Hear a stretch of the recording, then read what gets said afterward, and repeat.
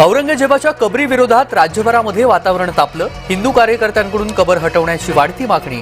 खुलताबादमध्ये कबर परिसरामध्ये कडेकोट बंदोबस्त.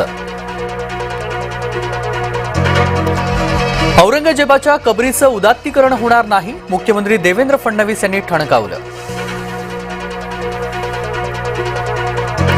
पुढील 6 महिन्यामध्ये आणखी एक विकेट पडणार. खासदार सुप्रिया सुळेंच्या निशाणानंतर चर्चांना उधाण. विधान परिषदेसाठी महायुतीच्या शिलेदारांवर शिक्कामोर्तब. राष्ट्रवादीकडून संजय खोडके तर शिवसेनेकडून चंद्रकांत रघुवंशी यांना संधी. बीडमध्ये पुन्हा एका मारहाणीचा व्हिडिओ व्हायरल. पेट्रोल देण्यास नकार दिल्यानं लोखंडी रॉडनं हल्ला.